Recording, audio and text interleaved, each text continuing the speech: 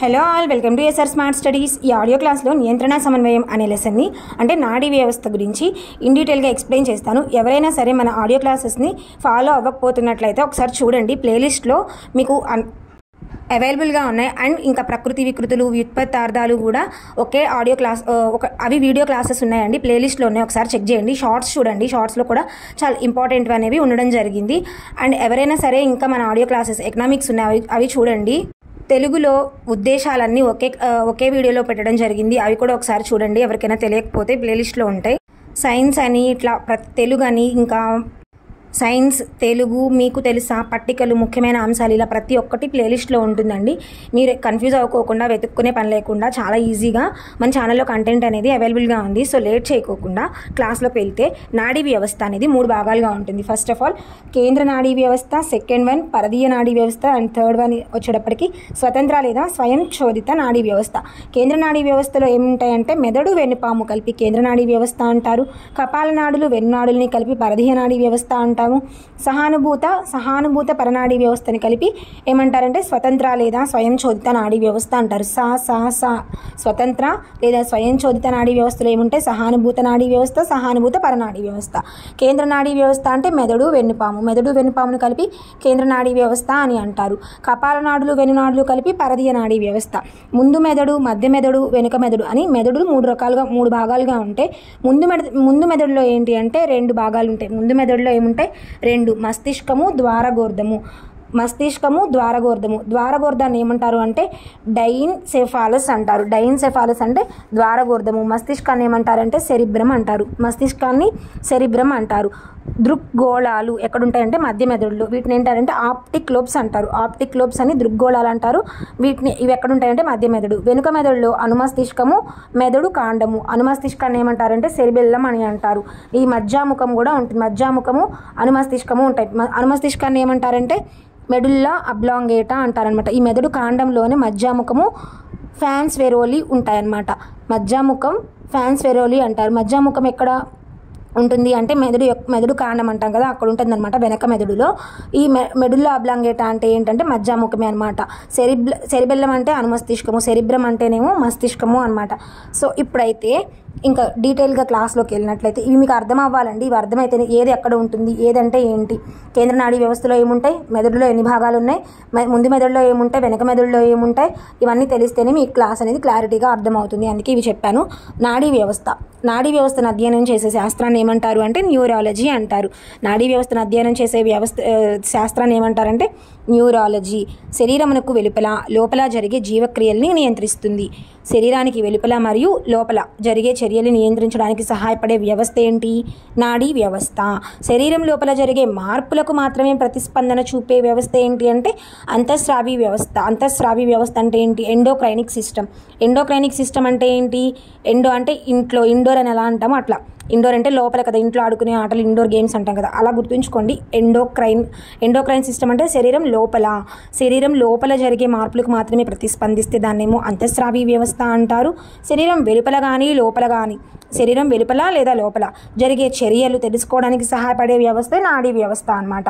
నాడీ కణము, నాడీ వ్యవస్థ శరీరంలో జరిగే ప్రతి చిన్న కదలికలకు కారణమైన 3 ముఖ్యాంశాలు ఏంటి అంటే కదలిక, సమతాస్థితి, సమన్వయం. మన శరీరంలో జరిగే ప్రతి చిన్న కదలికకు కారణమైన 3 ముఖ్యాంశాలు ఏంటి అంటే కదలిక, సమతాస్థితి, సమన్వయము. నాడీ వ్యవస్థ యొక్క నిర్మాణాత్మక, క్రియాత్మక ప్రమాణం ఏంటి?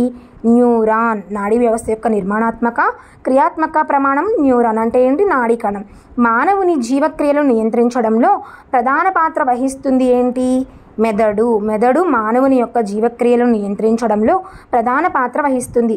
అయితే దీన్ని ఎవరు ఫస్ట్గా బిలీవ్ చేశారు అంటే గ్రీకులు. మానవుని యొక్క జీవక్రియలను నియంత్రించడంలో మెదడు పాత్ర వహిస్తుంది, ప్రధానమైన పాత్ర అని ఎవరు నమ్మడం జరిగింది అంటే గ్రీకులు. దీనికి గల కారణం ఏంటి అంటే గ్యాలెన్ అనే శరీర ధర్మ శాస్త్రవేత్త. గ్యాలెన్ ఎవరు అంటే శరీర ధర్మ శాస్త్రవేత్త.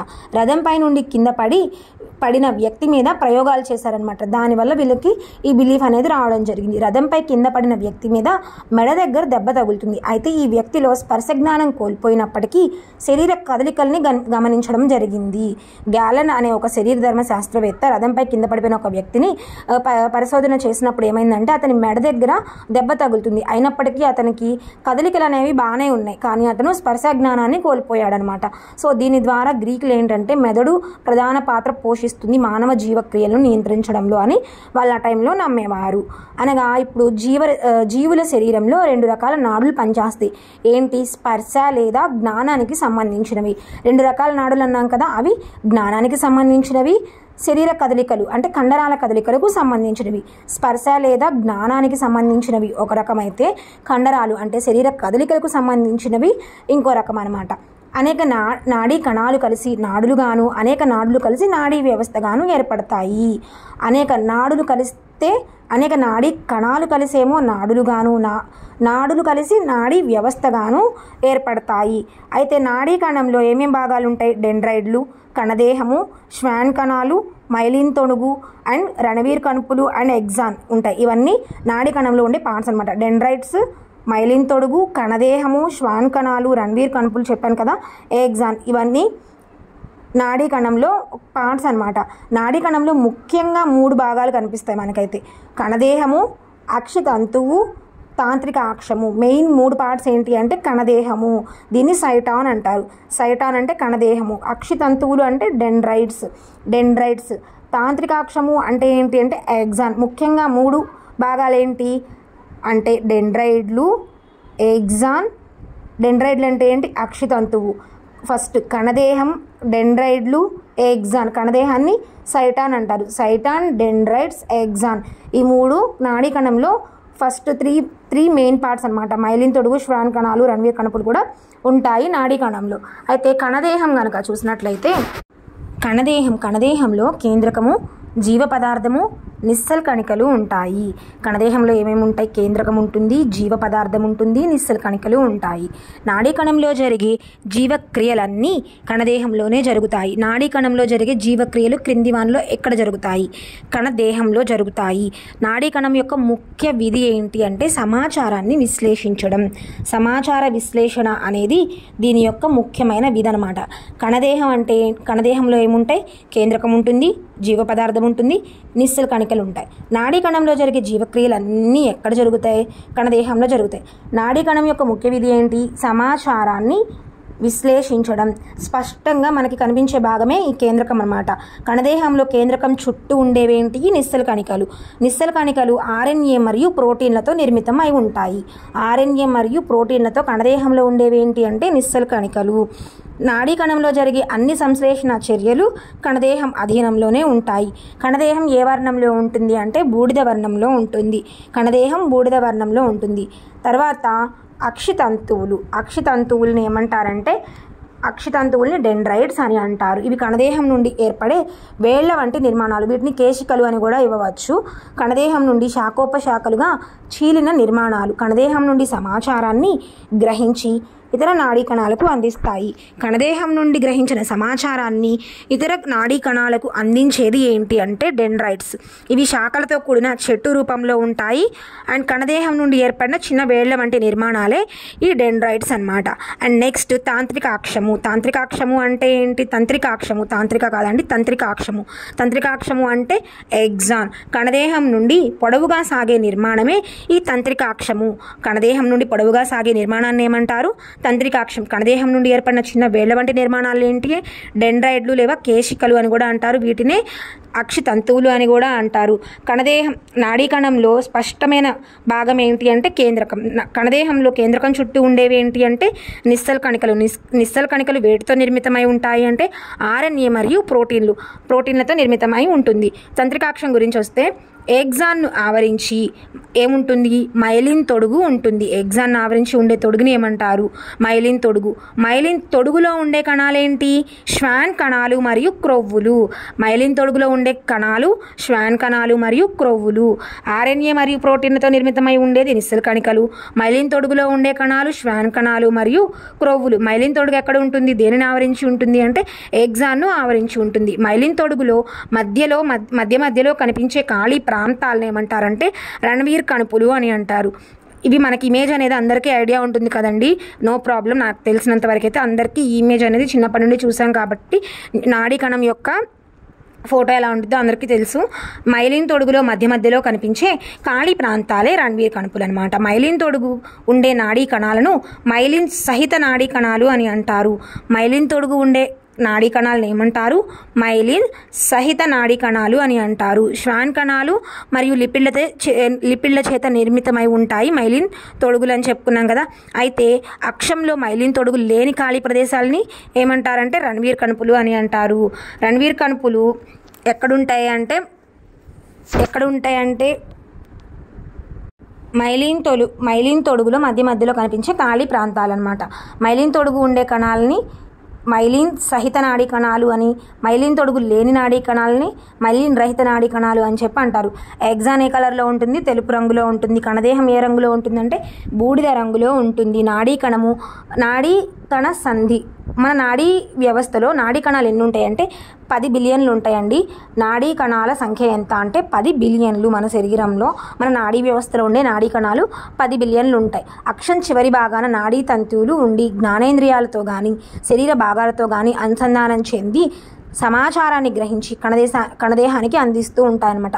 అక్షం చివరి భాగాన నాడీ తంతువులు ఉండి జ్ఞానేంద్రియాలతో కానీ శరీర భాగాలతో కానీ అనుసంధానం చెంది సమాచారాన్ని గ్రహించి కణదేహానికి ఇవి అందిస్తూ ఉంటాయి. సమాచారాన్ని కణదేహానికి ఇవి ఈ విధంగా అందిస్తూ ఉంటాయి. నాడీ కణంలో సమాచారం ఎలా ఉంటుందంటే నాడీ ప్రచోదనాల రూపంలో ఉంటుంది. ఒక నిమిషానికి 100 వేగంతో ఈ ప్రయాణిస్తూ ఉంటాయన్నమాట. ఏ రూపంలో ఉంటుందంటే సమాచారం అంటే ప్రచోదనాల రూపంలో ఉంటుంది. నాడీ వ్యవస్థలో నాడీ కణాల సంఖ్య ఎంత అంటే 10 బిలియన్లు. నాడీ వ్యవస్థని ఎన్ని భాగాలుగా విభజించాము? 3 భాగాలను ముందే చెప్పుకున్నాం కదా. నాడీ కణ సంధి సైనాప్స్ అంటారు. ఒక నాడీ కణము డెండ్రైట్స్ వేరొక నాడీ కణం యొక్క డెండ్రైట్స్తో కానీ ఎగ్జాన్తో కానీ కలిసి ఉండే ప్రదేశమే ఈ సైనాప్స్ అన్నమాట. ఏ రెండు కలిసి ఉంటాయి? ఒక నాడీ కణము ఒక నాడీ కణం యొక్క డెండ్రైడ్లు వేరొక నాడీ కణం యొక్క డెండ్రైడ్లు అంటే ఒక నాడీ కణానికి ఇంకొక నాడీ కణానికి లింక్ ఉండాలి కదా. అట్లా ఈ వేర్లు మీకు అర్థమయ్యే భాషలో చెప్పాలంటే ఈ నాడీ కణం యొక్క వేర్లు ఇంకో నాడీ కణం యొక్క వేర్లు కలిసి ఉంటే అంటే ఒక అల్లిక లాగా అనమాట. డెండ్రైడ్లతో కానీ కలిసి లేదా యాక్సాన్తో కానీ కలిసి ఉంటే ఆ ప్రదేశాన్ని ఏమంటారంటే సైనాప్స్ లేదా నాడీ కణం అంటారు. డెండ్రైడ్లు వేర్లలాగా ఉంటాయి, వేళ్ళ వంటి నిర్మాణాలని చెప్పుకున్నాం కదా. డెండ్రైడ్లతో కానీ ఎగ్జాన్తో కానీ కలిసి ఉంటే దాన్ని ఏమంటారు అంటే సైనాప్స్ లేదా నాడీ కణ సంధి అంటారనమాట. నాడీ ప్రచోదనము లేదా క్రియాత్మక కరెంటు.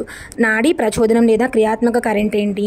కణదేహము తంత్రికాక్షము మధ్య జంక్షన్ వద్ద అంటే నాడీ కణం ఉద్దీపనానికి గురి అయినప్పుడు 0.055 వోల్ట్స్ 0.055 వోల్ట్స్ అంటే ఏంటి?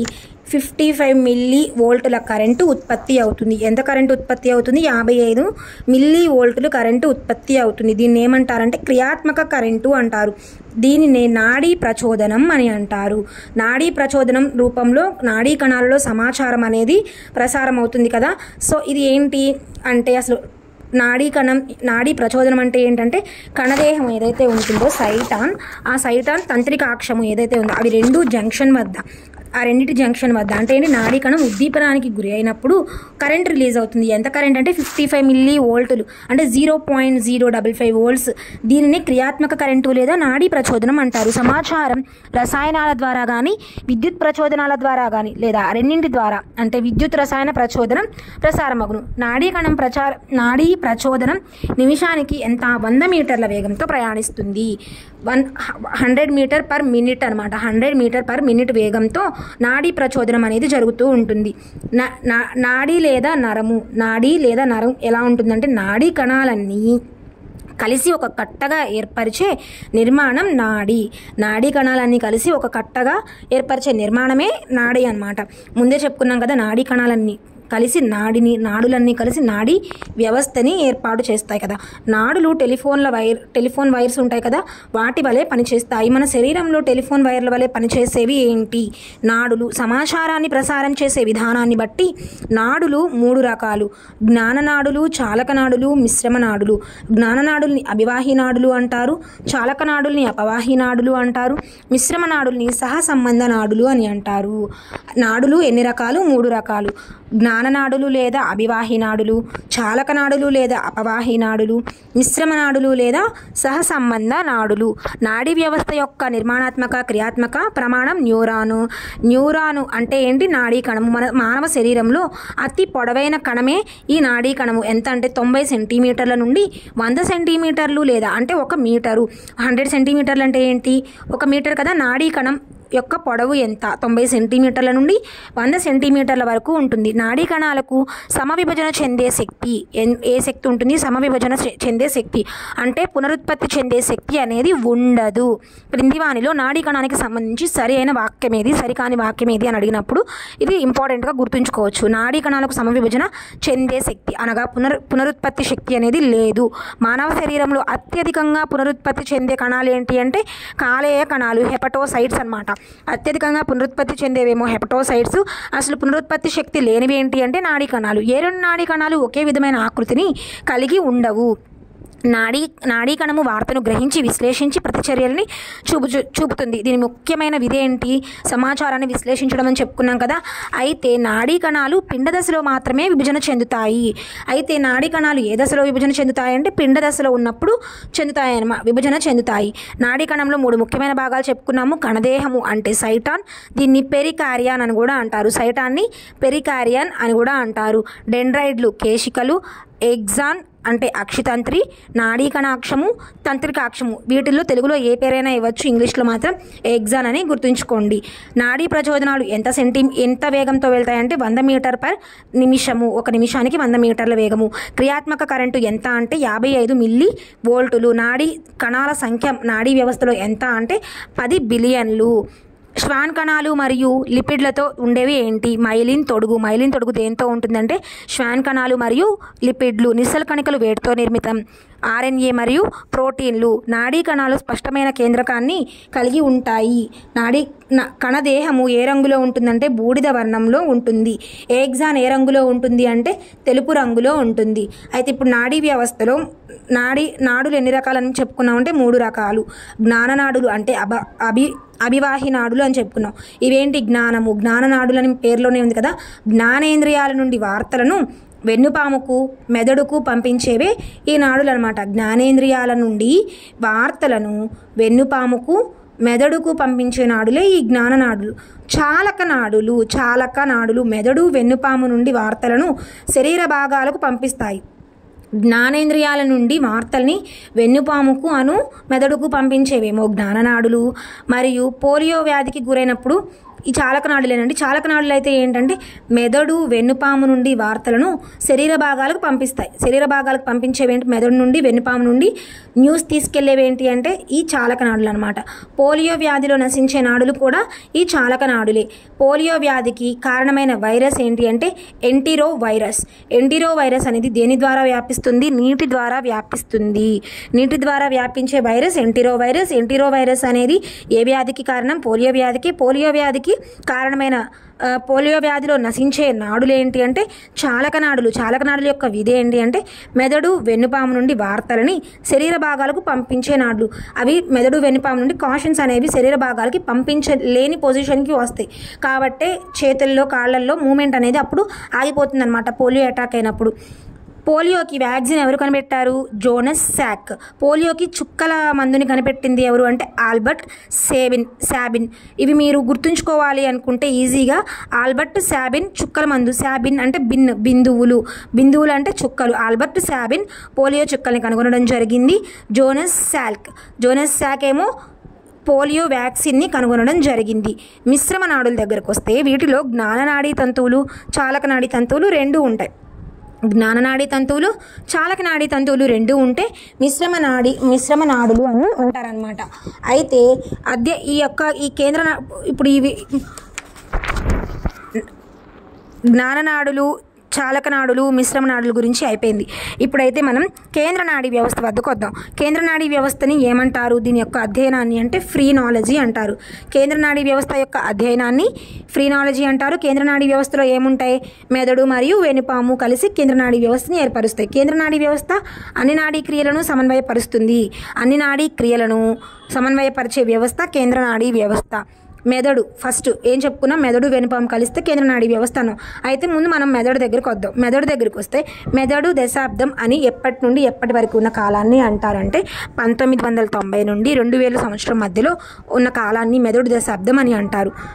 మెదడు దశాబ్దం అంటే 1990 నుండి 2000. మెదడు బరువు శరీరం మొత్తం బరువులో ఎంత శాతం ఉంటుంది? 2% ఉంటుంది. మెదడు బరువు అనేది శరీరం యొక్క మొత్తం బరువులో 2% ఉంటుంది. కపాలంలో పెట్టె వంటి నిర్మాణంలో ఈ మెదడు అనేది ఉంటుంది. మెదడు అనేది ఒక మెత్తటి కణజాలం. మెదడు శరీరం వినియోగించుకునే శక్తిలో ఆక్సిజన్లో 20% ఆక్సిజన్ ఉపయోగించుకుంటుంది అనమాట. మెదడు శరీరం వినియోగించుకునే శక్తిలో ఆక్సిజన్లో 20% మెదడు యూజ్ చేసుకుంటుంది. కానీ దాని బరువు మాత్రం శరీరం మొత్తం బరువులో 2% ఉంది. కానీ అది వినియోగించుకునేది మాత్రం 20% అనమాట. అయితే మెదడుకి ప్రధాన ఆహారం ఏంటి? గ్లూకోజ్. మెదడుకి ప్రధాన ఆహారం గ్లూకోజ్. మెదడు శరీర పరిమాణంతో పోల్చినప్పుడు శ్రూ అనే చిట్టెలుక మెదడు ఇతర జంతువుల కంటే పెద్దది. మెదడు శరీర పరిమాణంతో పోల్చినప్పుడు దేని యొక్క పరిమాణం ఇతర జంతువుల కంటే పెద్దగా ఉంటుందంటే శ్రూ అనే చిట్టెలుక మెదడు ఇతర జంతువుల మెదడు కంటే కూడా పెద్దగా ఉంటుంది. మానవ మెదడు యొక్క బరువు అనేది ఎంత? 1400 గ్రాములు. టెక్స్ట్ బుక్లో మానవ మెదడు యొక్క బరువు 1400 గ్రాములు. 1400 గ్రాములు మెదడు యొక్క బరువు అనమాట. అయితే పురుషుల్లో 1375 గ్రాములు ఉంటుంది. స్త్రీలలో 1275 గ్రాములు. పురుషుల్లో 1375 అండ్ స్త్రీలలో మెదడు బరువు 1275 గ్రాములుగా ఉండడం జరిగింది. నాడీ వ్యవస్థలోని విభాగాలు ఏంటి? కేంద్ర నాడీ వ్యవస్థ, పరిధీయ నాడీ వ్యవస్థ, స్వయంచోదిత నాడీ వ్యవస్థ అన్న. కేంద్ర నాడీ వ్యవస్థలో ఏమేమి చెప్పుకున్నాం? మెదడు మరియు వెనుపాము. మెదడు యొక్క బరువు ఎంత? 1400 గ్రాములు. పురుషుల్లో 1375, స్త్రీలలో 1275 గ్రాములు. మెదడు యొక్క ప్రధాన ఆహారము గ్లూకోజు. ఇప్పుడు మెదడు గురించి అంటే మస్తిష్కం. మెదడులో ఫస్ట్ భాగాలు ఏంటి చెప్పుకున్నాం? 2 భాగాలని చెప్పాం కదా, మస్తిష్కము, ద్వారగోర్ధము. అయితే ఫస్ట్ మస్తిష్కం గురించి చూస్తే మస్తిష్కం 2 అర్ధగోళాలను కలిగి ఉంటుంది. వీటిని మస్తిష్కార్ధగోళాలు అని అంటారు. మస్తిష్కం ఎన్ని అర్ధగోళాలను కలిగి ఉంటుంది అంటే 2 అర్ధగోళాలను కలిగి ఉంటుంది. వీటిని మస్తిష్కార్ధగోళాలు అని అంటారు. మస్తిష్క ఉపరితలంలో అనేక ముడతలు ఉంటాయి. మస్తిష్కం యొక్క ఉపరితలంలో అనేక ముడతలు ఉంటాయి. అవి ఎలా అంటే ఎత్తు పల్లాలు గట్లు వలె ఉంటాయి అన్నమాట. ఇలా ఎత్తైన భాగాన్నేమో గైరీ అని, అంటే ఉబ్బెత్తుగా ఉన్న భాగాన్ని గైరీ అని, లోతుగా ఉన్న భాగాన్ని సల్సి అంటారు. గైరీ సల్సి. ఎత్తైన ప్రాంతమేమో గైరీ, లోతైన నిర్మాణమేమో సల్సి అనమాట. గైరీ సల్సీల సంఖ్యపైనే తెలివితేటలు, జ్ఞాపక శక్తి అనేవి ఆధారపడి ఉంటాయి. తెలివితేటలు అనేవి వేటి మీద ఆధారపడి ఉంటాయంటే ఈ ముడతల మీద. ఈ ముడతల్లో ఎత్తుగా ఉంటే గైరీ అని, లోతుగా ఉంటే సల్సి అని అంటారు. మెదడులో మస్తిష్కం యొక్క వెయిట్ ఎంత అంటే 999 గ్రామ్స్ అనమాట. 999 గ్రామ్స్ మెదడులో మస్తిష్కం యొక్క బరువు. గైరీ సల్సీల సంఖ్య మీద ఆధారపడి ఉండేవి ఏంటి? తెలివితేటలు మరియు జ్ఞాపక శక్తి. మస్తిష్కాన్ని నిలువుగా కార్పస్ కలోజం అనే భాగం విభజిస్తుంది. మెదడుని నిలువుగా విభజించే భాగాన్ని ఏమంటారంటే కార్పస్ కలోజం అనే భాగం విభజిస్తుంది అనమాట. దీనివలన మస్తిష్కానికి కుడి ఎడమ మస్తిష్కార్ధగోళాలు ఉంటాయన్నమాట. ఆ మధ్య 2 భాగాలకు విభజిస్తుంది కదా, 2 భాగాలని చెప్పాం కదా, 2 అర్ధగోళాలని. సో ఈ 2 అర్ధగోళాలని ఈ విధంగా విభజిస్తున్న భాగాన్ని ఏమంటారంటే నిలువుగా విభజించేదానిని కార్పస్ కలోజం అని అంటారనమాట. అయితే మస్తిష్కం గైరీ సల్సీలు మస్తిష్క అర్ధగోళాలని 4 లంబికలుగా విభజిస్తాయన్నమాట. సల్సీలు మస్తిష్కాలని ఎన్ని లంబికలుగా విభజిస్తాయి? 4. పూర్వలంబిక, పార్శ్వలంబిక, శంఖులంబిక, అనుకపాలలంబిక. పూర్వలంబిక, పార్శ్వలంబిక, శంకులంబిక, అనుకపాలలంబిక అనే 4 లంబికలుగా సల్సీలు మస్తిష్కార్ధగోళాన్ని విభజిస్తాయి. మస్తిష్కం యొక్క విధులు చూస్తే మానసిక సామర్థ్యాలకు స్థావరం, తెలివితేటలకు, జ్ఞాపక శక్తికి స్థావరం. తెలివితేటలకు, జ్ఞాపకాలకు, కారణాలు వెతికే శక్తికి, ఊహాశక్తిని నియంత్రించే కేంద్రాలు ఇక్కడ ఉంటాయన్నమాట. మానసిక సామర్థ్యాలకు స్థావరం, తెలివితేటలకు, జ్ఞాపక శక్తికి, ఊహాశక్తికి, తార్కిక ఆలోచనలకు ఇది కేంద్రం అన్నమాట. ఉద్వేగాలను, వాక్కును నియంత్రిస్తుంది. ఉద్వేగాలను, వాక్ను నియంత్రిస్తుంది. అనేక అనుభూతులకు ప్రతిస్పందించడం, చలి, వేడి, బాధ, ఒత్తిడి మొదలైన వాటికి ప్రతిస్పందిస్తుంది. చలి, వేడి, బాధ, ఒత్తిడి ఇవి ఇంపార్టెంట్గా గుర్తుంచుకోండి. ఎందుకు అంటే ద్వారగోర్ధం యొక్క విధులు కోపం, బాధ, ఆనందం అని చెప్పి ఉంటాయి. సో వాటికి వీటికి డిఫరెన్స్ అనేది మీరు గుర్తుపెట్టుకోవాల్సిందే ఖచ్చితంగా. చలి, వేడి. చలి, వేడి అంటే ఉష్ణోగ్రతకు సంబంధించి, ఉష్ణానికి సంబంధించి చలి, వేడి, ఒత్తిడి, బాధ. చలి, వేడి, ఒత్తిడి, బాధ మొదలగు వాటిని ప్రతిస్పందించేది ఏంటి అంటే మస్తిష్కము. ఉద్వేగాలను, వాక్కును నియంత్రించేది మస్తిష్కము. అనేక అనుభూతుల్ని ఊహించగలగడము మస్తిష్కము. మానసిక సామర్థ్యాలకు స్థావరం మస్తిష్కం. నెక్స్ట్ ద్వారగోర్ధం. ఇది ఏ ఆకృతిలో ఉంటుంది? రాంబాయిడ్ ఆకృతిలో ఉంటుంది. ద్వారగోర్ధం యొక్క ఆకారం రాంబాయిడల్. ఇది మెదడు యొక్క అంతరతలం నుండి మాత్రమే కనిపిస్తుంది. మెదడు యొక్క అంతరతలం నుండి మాత్రమే కనిపించేదే ద్వారగోర్ధము. ఇది మస్తిష్కానికి, మధ్య మెదడుకు మధ్యలో ఉంటుంది. మస్తిష్కానికి మరియు మధ్య మెదడుకు మధ్యలో ఉండేది ద్వారగోర్ధం. ఇది థలామస్, హైపోథలామస్లుగా విభజించబడి ఉంటుంది. థలామస్ మరియు హైపోథలామస్లుగా విభజించబడి ఉండేది ఏంటి అంటే డైసెఫాలస్ అంటే ద్వారగోర్ధం. డైన్సెఫాలస్ ద్వారగోర్ధం. రెండు థలామస్, హైపోథలామస్గా రెండుగా విభజించబడి ఉంటుంది. దీని యొక్క విధులు కనుక చూస్తే కోపం, బాధ, ఆనందం వంటి భావావేశాలను నియంత్రించును. కోపం, బాధ, ఆనందం వంటి భావావేశాలను నియంత్రిస్తుంది. ఇది భావోద్వేగాలకు కేంద్రం. భావోద్వేగాలకు కేంద్రం ఏంటి అంటే ద్వారగోర్ధం. అంటే ఎమోషన్స్ ఉంటాయి కదా వాటికి. అదే మానసిక సామర్థ్యాలు, మెంటల్ ఎబిలిటీస్కి కేంద్రం ఏది అంటే మస్తిష్కం. కండర కదలికలు, ప్రతిక్రియలు, ప్రతిచర్యలు కేంద్రం ఏంటి అంటే ద్వారగోర్ధం. భావోద్వేగాలకు కేంద్రం ద్వారగోర్ధం. కండరాల కదలికలకు, ప్రతిక్రియ, ప్రతిచర్యలకు కేంద్రాలు అంటే నియంత్రిత. ఇప్పుడు పైన పేర్కొన్నటువంటి 3 వాక్యాలు ఈ థలామస్ ఆధీనంలో ఉంటాయి అన్నమాట. ఏమేంటి? కోపము, బాధ, ఆనందము వంటి భావావేశాలను మరియు భావోద్వేగాలకు కేంద్రము, కండరాల కదలికల్ని, ప్రతిక్రియ, ప్రతిచర్యలకు కేంద్రాలు ఏంటి అంటే థలామస్. ఈ మూడింటిని థలామస్ అధీనంలో ఉంచుకుంటుంది. తర్వాత హైపోథలామస్ ఆధీనంలో ఉండేవి అంటే పీయూష గ్రంథిని నియంత్రిస్తుంది. పీయూష గ్రంథిని ద మోస్ట్ ఇంపార్టెంట్ పాయింట్ అనమాట ఇది. పీయూష గ్రంథిని నియంత్రించేది ఏంటి? హైపోథలామస్. హైపోథలామస్ క్రింది ఏ గ్రంథిని నియంత్రిస్తుంది? పీయూష గ్రంథిని. నీటి సమతుల్యత, రక్తపీడనము, శరీర ఉష్ణోగ్రత, నిద్ర, ఆకలి, స్పర్శకు కేంద్రం ఏంటి అంటే హైపోథలామస్. నీటి సమతుల్యత, బీపీ అంటే రక్తపీడనము, శరీర ఉష్ణోగ్రత, నిద్ర, ఆకలి, స్పర్శ కేంద్రం ఏంటి అంటే హైపోథలామస్. పీయూష గ్రంథి మన శరీరంలో ప్రధానమైన గ్రంథి. కోపము, బాధ, ఆనందము వంటి భావావేశాలను నియంత్రించేదేమో థలామస్. మరియు నిద్ర, ఆకలి, శరీర ఉష్ణోగ్రత, రక్తపీడనము, నీటి సమతుల్యత, స్పర్శకు కేంద్రం ఏంటి అంటే హైపోథలామస్. చలి, వేడి, బాధ, ఒత్తిడి వీటికి ప్రతిస్పందించేలాగా చేసేదేమో మస్తిష్కము. దీని తర్వాత మధ్య మెదడు. మధ్య మెదడుకి మస్తిష్కానికి మధ్యలో ఉన్న భాగం ఏంటి? ద్వారగోర్ధము. నెక్స్ట్ అయితే మధ్య మెదడు. మధ్య మెదడు ఇది మందంగా మరియు దృఢంగా ఉండే కాడ వంటి నిర్మాణం. ఈ కాడ వంటి భాగమే మధ్య మెదడు. ఇది ముందు మెదడుని అనుమస్తిష్కంతోనూ మరియు వెనుక మెదడుని పాన్స్ వెరోలీతోనూ కలుపుతుంది. ముందు మెదడునేమో అనుమస్తిష్కంతో మరియు వెనుక మెదడులోని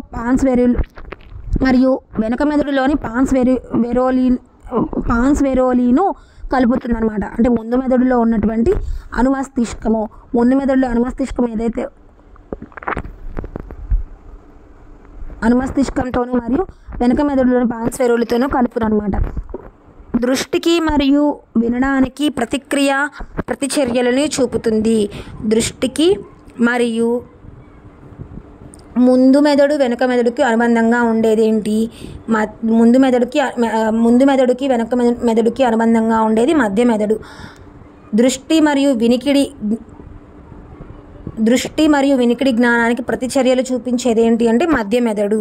దృష్టి మరియు వినికిడికి ప్రతిచర్యలను చూపించేది మధ్య మెదడు. మస్తిష్క వల్కలం నుండి వెన్నుపాముకు మరియు జ్ఞాన ప్రచోదనాలను వెన్నుపాము నుండి హైపోథలామస్కు పంపిస్తుంది. మస్తిష్క వల్కలం నుండేమో వెన్నుపాముకు మరియు జ్ఞాన ప్రచోదనాలను వెన్నుపాము నుండి హైపోథలామస్కు పంపిస్తుంది ఏంటి? మధ్య మెదడు. అనుమస్తిష్కం. ఇది మస్తిష్కానికి దిగువన, మధ్యాముఖానికి పైన. అనుమస్తిష్కం ఎక్కడుంటుంది అంటే మస్తిష్కానికేమో దిగువన, మధ్యాముఖానికేమో పైన. దీనిలో 2 మస్తిష్కార్ధగోళాలు ఉంటాయి. శరీర సమతాస్థితిని, ఇది చాలా ఇంపార్టెంట్ పాయింట్, శరీర సమతాస్థితిని భూమి మీద శరీరం నుండి స్థితులను బట్టి భూమి మీద శరీరం ఉండే స్థితులను బట్టి కండరాల కదలికలను నియంత్రిస్తుంది.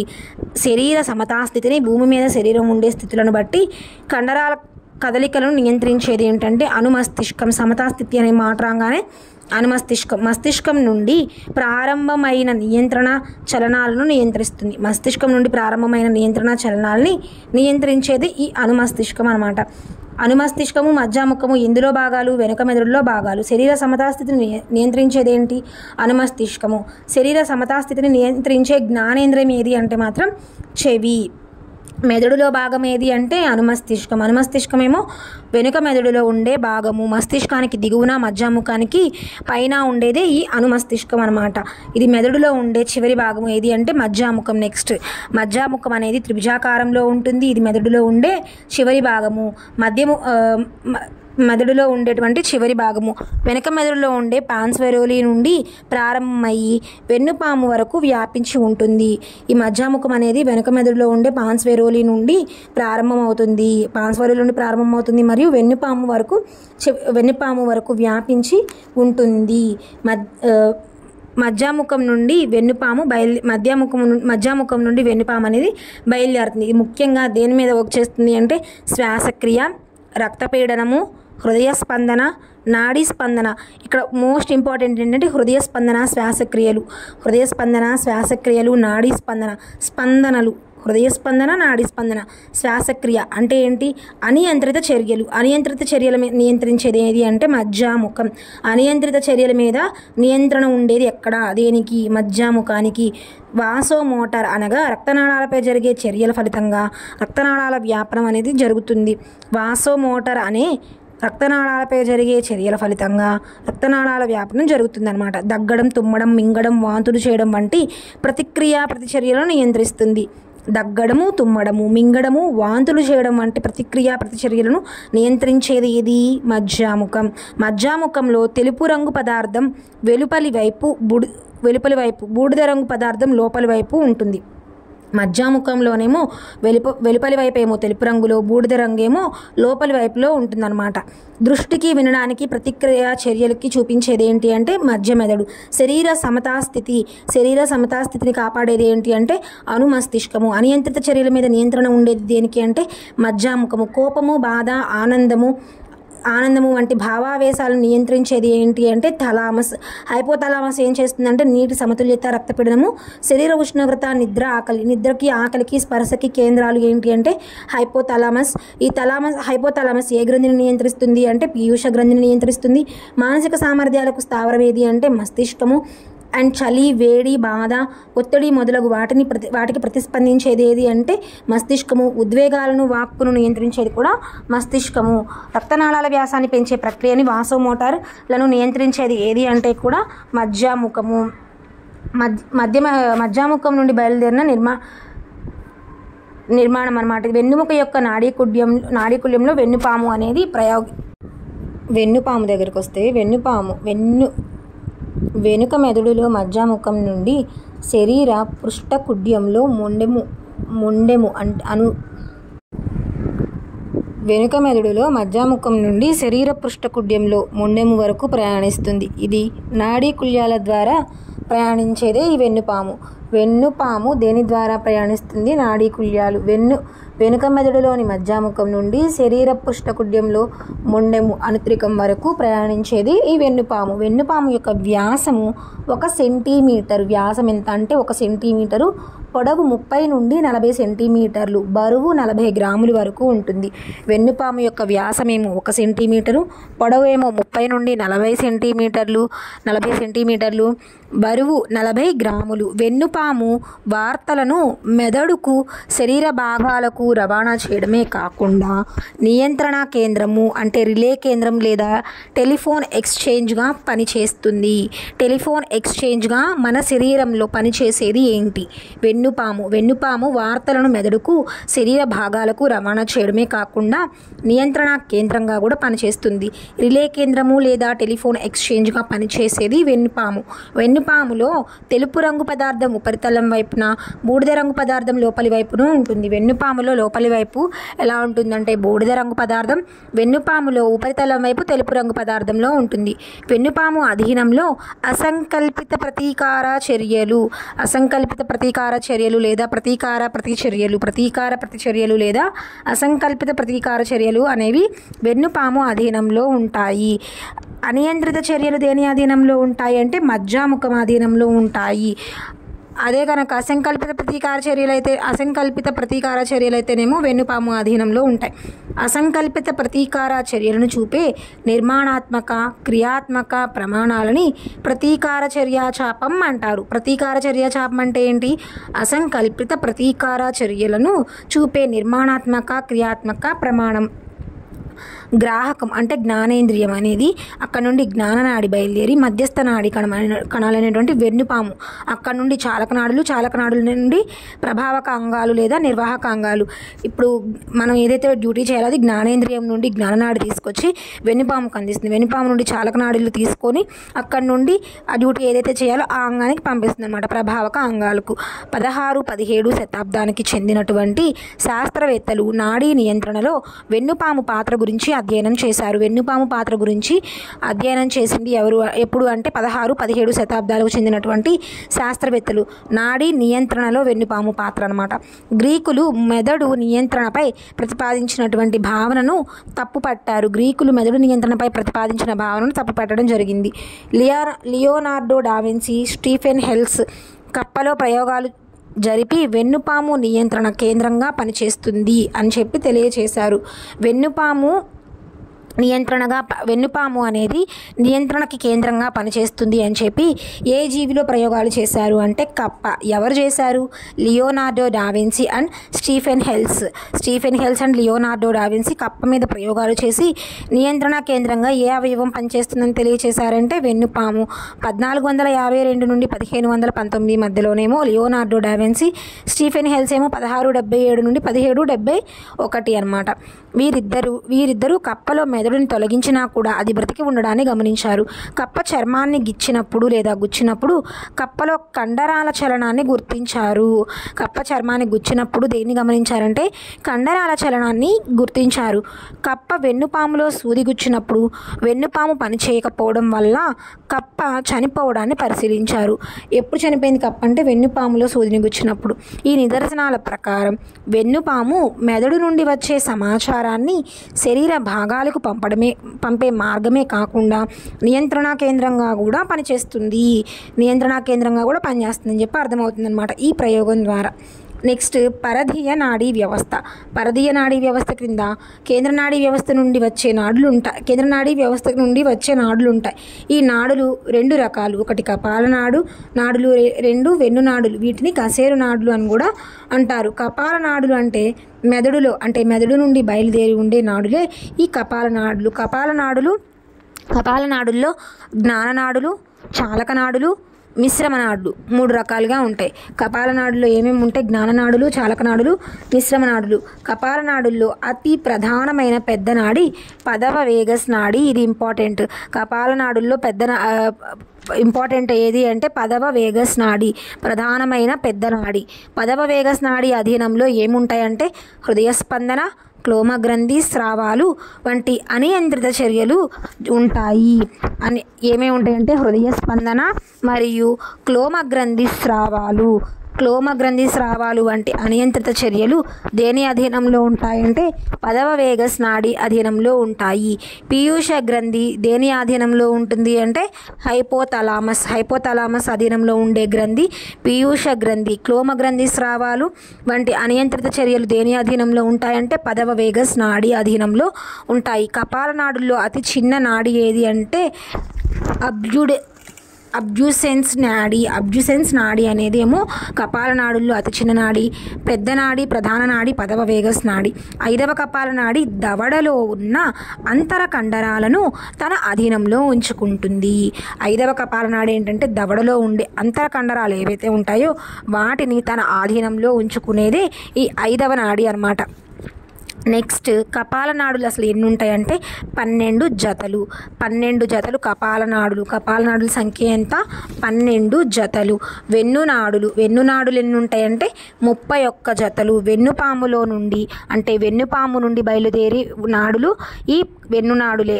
ఈ వెన్నునాడులు అనమాట. వెన్నునాడుల్ని కశేరు నాడులు అని కూడా అంటారు. వెన్నునాడులన్నీ కూడా మిశ్రమ నాడులే. వెన్నునాడులన్నీ కూడా మిశ్రమ నాడులు. అయితే ఈ మిశ్రమ నాడులు లేదా వెన్నునాడులు మరి మిశ్రమ నాడులు అంటే ఏంటి అంటే జ్ఞాననాడీ తంతువులు మరియు చాలకనాడీ తంతువులు రెండూ కలిపి ఉండేవి ఈ మిశ్రమ నాడులు అనమాట. మనం ఏం చెప్పుకున్నామంటే జ్ఞాననాడులు ఇందాక ఆల్రెడీ చెప్పుకున్నాం. జ్ఞాననాడులు మరియు చాలకనాడులు, మిశ్రమ నాడులు చెప్పుకున్నాం కదా. పరదేయ నాడీ వ్యవస్థలోనేమో కపాల నాడులు, వెన్నునాడులు చెప్పాము. ఇందాక చెప్పిన ఏమో నాడులు ఏమేమి ఉన్నాయంటే జ్ఞాననాడులు, చాలకనాడులు, మిశ్రమ నాడులు. ఇవన్నీ ఏంటి? నాడీ కణాలన్నీ కలిసి ఒక కట్టగా ఏర్పరిచే నిర్మాణం ఏదైతే ఉందో ఇవి సమాచారాన్ని ప్రసారం చేసేటువంటి విధానాన్ని బట్టి ఈ వివరణ అనమాట. జ్ఞాననాడులు అభివాహి నాడులు అంటారు, చాలకనాడుల్ని అపవాహి నాడులు అంటారు. ఈ మిశ్రమ నాడులు ఉంటాయి, వీటిని సహసంబంధ నాడులు అని కూడా అంటారు. ఇవి ఏ విధంగా అంటే చేసింది సమాచారాన్ని ప్రసారం చేసే విధానాన్ని బట్టి ఈ రకాలన్నిటి ఈ విధంగా వివరించడం జరిగిందనమాట. అయితే పరదీయ నాడీ వ్యవస్థలోనేమో కపాల నాడులు, వెన్నునాడులు లేదా కశేరు నాడులు ఉంటాయి. వెన్నునాడులన్నీ కూడా మిశ్రమ నాడులు అనమాట. మిశ్రమ నాడులు అయితే వెన్నునాడులు ఎన్ని ఉంటాయి అంటే 31 జతలు. కపాల నాడులు ఎన్ని ఉంటాయి అంటే 12 జతలు. పరదీయ నాడుల సంఖ్య ఎంత అంటే మొత్తం ఓవరాల్గా 43 జతలు. 12 జతల కపాల నాడులు, 31 జతల వెన్నునాడులు. ఓవరాల్గా పరదీయ నాడీ వ్యవస్థలో ఉండే నాడులు ఎన్ని అంటే 12 + 31 43 పెయిర్స్ ఉంటాయి అన్నమాట. ఒకటేమో కపాల నాడులు, రెండు వచ్చేటప్పటికి వెన్నునాడులు. ఈ మొత్తం 43 జతలు పరదీయ నాడీ వ్యవస్థలో ఉండడం జరిగింది. వెన్నుపాములో ఉన్నటువంటి వెన్నునాడులకు 2 సంబంధాలు ఉంటాయి. ఏంటి? పృష్ఠమూలము లేదా దీన్నే పృష్ఠ శృంగము అని అంటారు. ఉదరమూలము లేదా ఉదర శృంగము అంటారు. ఏంటంటే వెన్నుపాములో ఉండే వెన్నునాడులకు 2 సంబంధాలు ఉంటాయి. ఒకటి పృష్ఠమూలము లేదా పృష్ఠ శృంగము, 2 ఉదరమూలము లేదా ఉదర శృంగము. పృష్ఠమూలం అనేది జ్ఞానానికి సంబంధించిన సమాచారాన్ని లోపలికి తీసుకుని వెళితే, ఉదరమూలం అనేది కండర సంకోచం కొరకు సూచనలని వెలుపలకు పంపిస్తుంది. పొట్ట బయటకు వచ్చింది అని చెప్పి మనం అనుకుంటాం కదా. సో ఉదరం అంటే పొట్టే కదా, బయటకు అంటే మనకి గుర్తుంచుకోవడం కొరకు అనమాట. ఉదర మూలము అనేది ఏంటి అంటే కండరాల సంకోచం కొరకు సూచనలను వెలుపలకు పంపుతుంది. పొట్ట అనేది బయటకు వస్తుంది అని అంటాం కదా. బయట అంటే వెలుపల మీనింగ్ కదా. సో ఉదరమూలం ఏం చేస్తుందంటే కండరాల సంకోచం కొరకు సూచనలని వెలుపలకు పంపుతుంది అని గుర్తుంచుకోవడం కొరకు అనమాట ఈ పాయింట్ చెప్పింది. పృష్ఠమూలం అనేది ఏంటంటే జ్ఞానానికి సంబంధించిన సమాచారాన్ని లోపలకు తీసుకుని వెళుతుంది. 1882వ సంవత్సరంలో చార్లెస్ బెల్ స్కాట్లాండ్కు చెందినటువంటి శాస్త్రవేత్త అనమాట. ఫ్రాంకోయిస్ మెంజైడ్ ఫ్రాన్స్కు చెందినటువంటి వ్యక్తి. వీళ్ళు తన ప్రయోగాల ద్వారా తెలియజేశారనమాట ఈ పాయింట్ని. పృష్ఠమూలం జ్ఞానానికి సంబంధించిన సమాచారాన్ని లోపలికి తీసుకెళ్తే, ఉదరమూలం అనేది కండరాల సంకోచం కొరకు సూచనలని వెలుపలకు పంపుతుంది అని చెప్పి ఎవరు తెలియజేశారంటే చార్లెస్ బెల్, స్కాట్లాండ్కు చెందిన వ్యక్తి. ఫ్రాంకోయిస్ మెంజైడ్ అనే ఫ్రాన్స్ దేశ శాస్త్రవేత్త 1882లో వీరిరువురు తెలియజేయడం జరిగింది. పృష్ఠమూలము జ్ఞాన లేదా అభివాహి నాడుల నుండి, ఉదరమూలం అనేది చాలక లేదా అపవాహి నాడుల నుండి సంకేతాలని పొందుతుంది. పృష్ఠమూలమేమో జ్ఞాన లేదా అభివాహి నాడుల నుండి, ఉదరమూలం చాలక లేదా అపవాహి నాడుల నుండి సంకేతాలని పొందుతుంది. స్వయంచోదిత లేదా స్వతంత్ర నాడీ వ్యవస్థ. నెక్స్ట్ పరదీయ నాడీ వ్యవస్థ శరీరంలోని కొన్ని ప్రాంతాల్లో అనియంత్రిత విధిని నిర్వహిస్తుంది. కొన్ని ప్రాంతాల్లో అనియంత్రిత విధిని నిర్వహించేది ఏది అంటే పరదీయ నాడీ వ్యవస్థ. ఇటువంటి పరదీయ నాడీ వ్యవస్థను స్వయంచోదిత నాడీ వ్యవస్థ అని అంటారు. శరీర అంతర్భాగాలైనటువంటి రక్తనాళాలు, సరళ మరియు హృదయ కండరాలు దీనికి ఉదాహరణ అన్నమాట. శరీరంలో ఉండే అంతర్భాగాలైనటువంటి రక్తనాళాలు, సరళ మరియు హృదయ కండరాలు దీనికి ఉదాహరణలు. స్వయంచోదిత నాడీ వ్యవస్థ శరీరంలోని అనేక అవయవాలు మరియు తమ విధులను నిర్వర్తించడంలో సహాయపడుతుంది. స్వయంచోదిత నాడీ వ్యవస్థ అనేది శరీరంలోని అనేక అవయవాలు తమ విధులను నిర్వర్తించడంలో సహాయపడుతుంది అన్నమాట. స్వయంచోదిత నాడీ వ్యవస్థ మరియు మజ్జాముఖము అంటే మెడుల్లా అబ్లాంగేటా ఈ రెండిటి సమన్వయంతో అనియంత్రిత చర్యలు అన్నీ జరుగుతాయి. ఏ రెండిటి యొక్క సమన్వయంతో అనియంత్రిత చర్యలు మొత్తం జరుగుతాయంటే మెడుల్లా అబ్లాంగేటా మరియు స్వయంచోదిత నాడీ వ్యవస్థ. వెలుతురు నుండి మనం ఒక్కసారిగా చీకటిలోనికి ప్రవేశించగానే మనకేమీ కనిపించదు కదా, మెల్లమెల్లగా కనిపిస్తూ ఉంటుంది. దీనికి కారణం ఏంటంటే కనుపాప యొక్క వ్యాసం పెరిగి ఎక్కువ కాంతి కంటిలోనికి ప్రవేశించడం. ఇది ఒక పాయింట్గా గుర్తుంచుకోండి.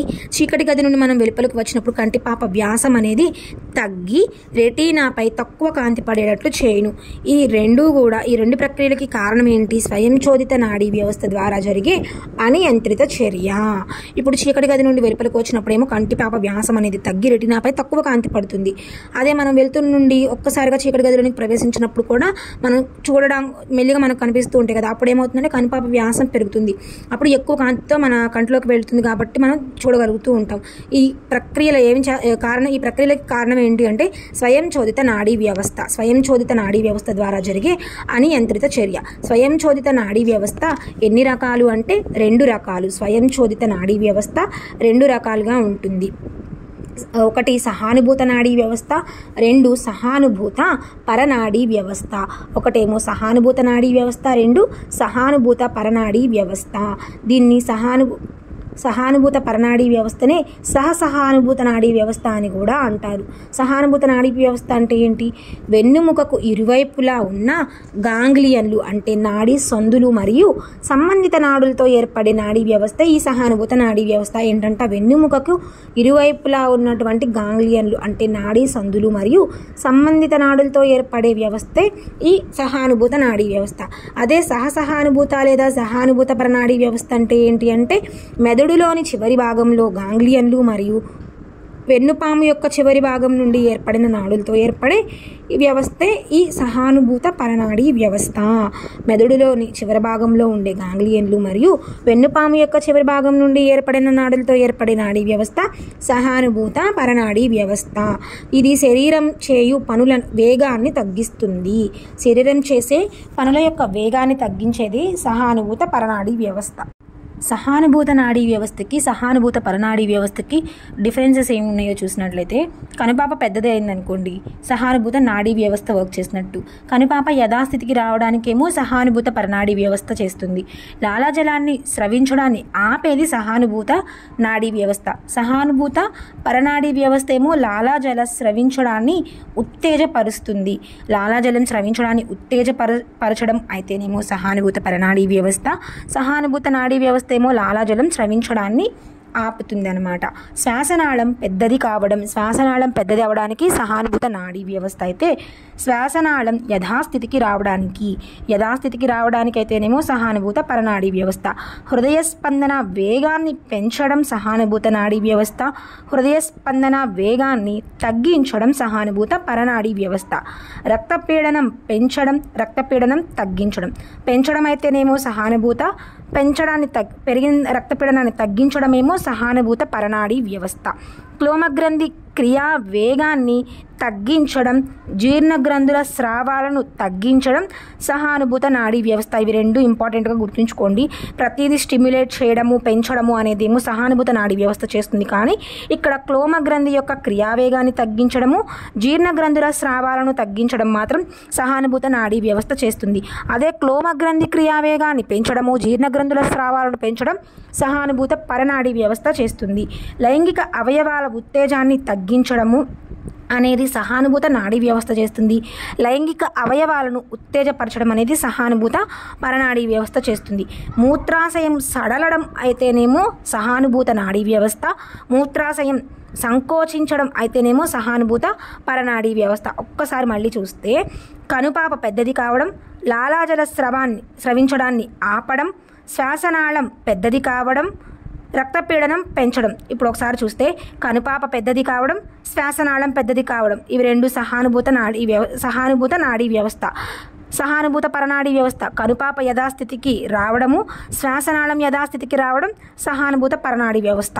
లాలాజలం స్రవించడాన్ని ఆపడం అయితే సహానుభూత నాడీ వ్యవస్థ. లాలాజల స్రవించడం ఉత్తేజపరచడం అయితేనేమో సహానుభూత పరనాడీ వ్యవస్థ. లైంగిక అవయవాల ఉత్తేజాన్ని తగ్గించడం సహానుభూత నాడీ వ్యవస్థ. లైంగిక అవయవాల ఉత్తేజం పెంచడం సహానుభూత పరనాడీ వ్యవస్థ. రక్తపీడనాన్ని, హృదయస్పందన వేగాన్ని పెంచడం సహానుభూత. రక్తపీడనాన్ని తగ్గించడం, హృదయస్పందన వేగాన్ని తగ్గించడం సహానుభూత పరనాడీ వ్యవస్థ. క్లోమగ్రంథి క్రియా వేగాన్ని తగ్గించడం, జీర్ణగ్రంథుల స్రావాలను తగ్గించడం సహానుభూత నాడీ వ్యవస్థ. క్లోమగ్రంథి క్రియా వేగాన్ని పెంచడం, జీర్ణగ్రంథుల స్రావాలను పెంచడం అనేది సహానుభూత పరనాడీ వ్యవస్థ. మూత్రాశయాలు సడలడము, మూత్రాశయం సంకోచించడం అయితేనేమో సహానుభూత పరనాడీ వ్యవస్థ. సడలడం అయితేనేమో సహానుభూత నాడీ వ్యవస్థ. నెక్స్ట్ జీర్ణ నాడీ వ్యవస్థ. దీనిని మనం రెండవ మెదడు అని కూడా అనొచ్చు. రెండవ మెదడుగా మనం దేన్ని చెప్తామంటే జీర్ణ నాడీ వ్యవస్థ. దీనికంటే ముందు మెదడులో ఉండే పొరలు కనుక చూస్తే 3 పొరలు మెదడులో ఉంటాయి. ఒకటి వరాసిక, దీన్ని బాహ్యత్వచం అంటారు. లౌతికళ, దీన్ని మధ్యత్వచం అంటారు. మృద్వి, దీనిని లోపలి పొర అంటారు. ఒరాసిక, లౌతికళ, మృద్వి, బాహ్య, మధ్య, లోపలి త్వచాలు. ఒరాసిక బాహ్య, లౌతికళ మధ్య, మృద్వి లోపల. మృద్వి అనే పేరుని మృదువుగా ఉంటుంది అని గుర్తుంచుకుంటే, మృదువుగా ఉన్నది కాబట్టి లోపల ఉంటుంది, లోపలి పొర. లౌతికళ లోతు, మధ్యలో లోతు భాగం ఉంటుంది కదా, లౌతికళ మధ్యలోని త్వచము. ఒరాసిక బయటి త్వచం. ఈ విధంగా గుర్తుంచుకుంటే లౌతికళ, మృద్వి అనే 2 పొరల మధ్యలో ఉండే ద్రవమే మస్తిష్క మేరు ద్రవం. మస్తిష్క మేరు ద్రవం ఏంటి, ఎక్కడ ఉంటుందంటే లౌతికళకు మృద్వికి మధ్యలో ఉంటుంది. మస్తిష్క మేరు ద్రవము అనేది మెదడుకు, వెన్నుపాముకు ఆక్సిజన్ పోషణను అందిస్తుంది. ఈ మస్తిష్క మేరు ద్రవం యొక్క డ్యూటీ ఏంటి అంటే మెదడుకు, వెన్నుపాముకు ఆక్సిజన్ మరియు పోషణని అందిస్తుందన్నమాట. రక్షణ చర్యలో కూడా పాల్గొంటుంది. దీనిలో ట్రిపనోజోవా, ఇదొక ప్రోటోజోవా. ఈ ట్రిపనోజోమా జీవించడం వల్ల అతి నిద్రా వ్యాధి వస్తుంది. అంటే ఏంటంటే ఆల్మోస్ట్ 20 to 30 years అని నిద్రలోనే ఉంటారు. ఇది ప్రోటోజోవా అనమాట. ట్రిపనోజోమా అనే ఒక ప్రోటోజోవా జీవిస్తే దీనిలో ఏమవుతుందంటే అతి నిద్రా వ్యాధి వస్తుంది. ఇది ఎక్కడుందంటే ఆఫ్రికాలో వస్తుందన్నమాట. మెదడులోని పొరలను ఆవరించి ఉండేదాన్ని ఏమంటారంటే మెనింజెస్ అంటారు. దీనిలో నిస్సేరా మెనింజెస్ అనే ఒక బ్యాక్టీరియా జీవించడం వలన మెనింజైటిస్ వస్తుంది. మస్తిష్క మేరు ద్రవంలో ఉండే ట్రోపోజోవా అంటే ఏంటంటే ఆ ట్రోపోజోవా ట్రిపనోజోమా, దీనివల్ల వచ్చే వ్యాధి అతి నిద్రా వ్యాధి. మెనింజస్లో అయితేనేమో మెనింజైటిస్ వస్తుంది. మెనింజస్లో ఉండేది ఏంటంటే బ్యాక్టీరియా. ఏ బ్యాక్టీరియా అంటే నిస్సేరా మెనింజస్ అనే బ్యాక్టీరియా వల్ల వచ్చే వ్యాధి మెనింజైటిస్. మెదడు శక్తి కోసం దేని మీద ఆధారపడి ఉంటుంది అంటే గ్లూకోజ్ మీద ఆధారపడి ఉంటుంది. క్రీడాకారులు, గర్భిణీ స్త్రీలు యూజ్ చేసుకుంటూ ఉంటారు ఈ గ్లూకోజ్. అందుకనే మానవ శరీరంలో మెదడు బరువు 2%. ఇంకా మిగతావన్నీ నేను చెప్పేశాను. మెదడు తీసుకునే ఆక్సిజన్ పర్సెంటేజ్ ఎంత అంటే 20%. మెదడులో ఉండే నీటి శాతం ఎంత అంటే 80%. మెదడుకి మనకు నొప్పి తెలియదు అనమాట. అయితే ఇప్పుడు నెక్స్ట్ రెండవ మెదడుగా చెప్పేటువంటి జీర్ణ నాడీ వ్యవస్థ గురించి వస్తే, కేంద్రీయ నాడీ వ్యవస్థ మరియు పరదీయ నాడీ వ్యవస్థే కాకుండా మన శరీరంలోని జీర్ణ నాళంలో ఒక ప్రత్యేకమైనటువంటి నాడీ వ్యవస్థ ఉంది. అది కేంద్రీయ లేదా పరదీయ నాడీ వ్యవస్థతో సంబంధం లేకుండా స్వతంత్రంగా పనిచేస్తూ ఉంది కాబట్టి దాన్ని రెండవ మెదడు అని చెప్పి అంటూ ఉంటారనమాట. అదే జీర్ణ నాడీ వ్యవస్థ. అందుకని దాన్ని జీర్ణ నాడీ వ్యవస్థ అని కూడా అంటారు. ఇంకొకసారి చూస్తే కేంద్రీయ నాడీ వ్యవస్థ మరియు పరదీయ నాడీ వ్యవస్థే కాకుండా మన శరీరంలోని జీర్ణనాళంలో ఒక ప్రత్యేకమైనటువంటి నాడీ వ్యవస్థ ఉంటుంది. అది కేంద్రీయ లేదా పరదీయ నాడీ వ్యవస్థతో సంబంధం లేకుండా స్వతంత్రంగా ఉంటుంది కాబట్టి దాన్ని జీర్ణ నాడీ వ్యవస్థ అని చెప్పి అంటూ ఉంటారనమాట. అయితే ఇప్పుడు ఒక ఇన్సులిన్ కథ చూసినట్లయితే మనం జర్మనీలో ఫ్రీబర్గ్ విశ్వవిద్యాలయం జర్మనీలో ఉంది. పాల్ లాంగర్హాన్స్ అనే వ్యాధి నిర్ధారణ శాస్త్రవేత్త. ఈయన ఎవరు? వ్యాధి నిర్ధారణ శాస్త్రవేత్త పాల్ లాంగర్హాన్స్. ఈయన 1868లో దేని మీద పరిశోధన చేశారు? క్లోమ గ్రంథి యొక్క నిర్మాణం పైన పరిశోధన చేయడం జరిగింది. క్లోమ గ్రంథి యొక్క నిర్మాణం మీద పరిశోధనలు చేసింది ఏ దేశానికి సంబంధించిన వ్యక్తి? జర్మనీ దేశానికి సంబంధించిన వ్యక్తి. ఏ యూనివర్సిటీ? ఫ్రీబర్గ్ యూనివర్సిటీకి చెందినవారనమాట. ఈయన పేరేంటి అంటే పాల్ లాంగర్హాన్స్. ఈయన దేని మీద పరిశోధన చేశారు అంటే క్లోమ గ్రంథి మీద పరిశోధన చేయడం జరిగింది. అందులో సాధారణ కణాల కంటే కొన్ని భిన్నమైన రంగు మరియు రక్తనాళాలు కలిగిన సమూహాలుగా ఉన్న కణాలను గమనించాడనమాట. వీటిని ఐలెట్స్ ఆఫ్ ద లాంగర్హాన్. ఐలెట్ అంటే దీవి అనమాట. అంటే వీటిని ఏమంటారంటే లాంగర్హాన్స్ పుట్టుకలు అంటారు. ఐలెట్స్ ఆఫ్ లాంగర్హాన్స్ అని పేరు పెట్టడం జరిగింది. ఐలెట్ అనగా అర్థం ఏంటి అంటే దీవి అనే అర్థం ఉందన్నమాట. 1912లో లాంగర్హాన్స్ పుట్టుకలు ఒక ప్రత్యేకమైన స్రావాన్ని ఉత్పత్తి చేసి నేరుగా రక్తంలోనికి స్రవిస్తాయి అని చెప్పి గుర్తించడం జరిగింది. లాంగర్హాన్స్ పుట్టుకలు ఒక ప్రత్యేకమైన స్రావాన్ని ఉత్పత్తి చేసి నేరుగా రక్తంలోనికి స్రవిస్తాయని ఎప్పుడు కనిపెట్టారు? 1912వ సంవత్సరంలో. అయితే దీనికే ఏ పేరు పెట్టారు అంటే ఇన్సులిన్. ఇన్సులిన్ని ఉత్పత్తి చేసేది ఏంటి? ఇప్పుడు 1912 సంవత్సరంలో కనిపెట్టారు కదా. లాంగర్హాన్స్ పుట్టుకలు ఈ స్రావాన్ని ఉత్పత్తి చేస్తాయి. అయితే లాటిన్ భాషలో ఇన్సులా అంటే దీవి అని అర్థం. Toronto, Banting, Best Macleod. Toronto, Banting, Best Macleod అనే శాస్త్రవేత్తల బృందం కుళ్ళిపోయిన జంతువుల క్లోమం నుండి ఇన్సులిన్ని వేరు చేయడం జరిగింది. ఇన్సులిన్ని ఎవరు వేరు చేశారు? టొరెంటో, బాంటింగ్, బెస్ట్ మెక్లాండ్ అనే శాస్త్రవేత్తలు వేరు చేయడం జరిగింది. చక్కెర వ్యాధితో బాధపడే వారికి ఇన్సులిన్ని చర్మంలోకి ఇంజెక్షన్ ద్వారా ఇస్తారు. ఇన్సులిన్ ఒక రసాయన సమ్మేళనం. అది ఉత్పత్తి అయిన కణం నుండి రక్తంలోనికి ప్రవేశించగానే చర్య చూపుతుంది. జ్ఞానేంద్రియాల ద్వారా పొందిన సమాచారాన్ని మెదడుకు పంపించేవేంటి? జ్ఞాననాడులు. జ్ఞానేంద్రియాల ద్వారా పొందిన సమాచారాన్ని మెదడుకు పంపిస్తాయి కదా. సమాచారాన్ని విశ్లేషించి అవసరమైన సూచనలు నాడుల ద్వారా తిరిగి శరీర భాగాలకు పంపే అవయవం ఏంటి అంటే మెదడు. మెదడు నాడులకు సంబంధించిన వ్యాధులకు చికిత్స చేసే డాక్టర్ని ఏమంటారు అంటే న్యూరాలజిస్ట్ అని అంటారు. మోకాలి ప్రతీకార చర్య యొక్క ఉనికిని మొదటిగా ఏ సంవత్సరంలో చేశారు అంటే 1975లో గుర్తించడం జరిగింది. ఈ లెసన్ అనేది ఆల్మోస్ట్ అయిపోయిందండి. ఒకసారి కనుక చూస్తే క్రియాత్మక కరెంటు అంటే 55 మిల్లీవోల్ట్లు లేదా 0.055 వోల్ట్స్ అనమాట. నాడీ ప్రచోదనం ఎంత వేగము? 100 మీటర్ పర్ మినిట్స్ అనమాట. మోకాలి ప్రతీకార చర్య ఉనికిని ఏ సంవత్సరంలో గుర్తించారు? 1875. ఎండోక్రైనాలజీ అంటే అంతఃస్రావక వ్యవస్థ. ఎండోక్రైనాలజీ పితామహుడు ఎవరు అంటే Thomas Edison endocrinology father of endocrinology అనమాట. గ్రంథులు 2 రకాలుగా ఉంటాయి కదా. బహిస్రావక లేదా అంటే నాళ గ్రంథులు. ఇవి ఎంజైమ్లను విడుదల చేస్తాయి. ఎంజైమ్ అనే పదాన్ని ప్రతిపాదించింది కూనే. ఎంజైమ్స్ నాళాల ద్వారా ప్రయాణించి చర్య అనంతరం తిరిగి ఏర్పడతాయి. ఎంజైమ్ అనే పదాన్ని ప్రతిపాదించింది కూనే. ఎంజైమ్లు నాళాల ద్వారా ప్రయాణించి చర్య అనంతరం తిరిగి ఏర్పడతాయి కాబట్టి ఇవి బహిస్రావక అనమాట.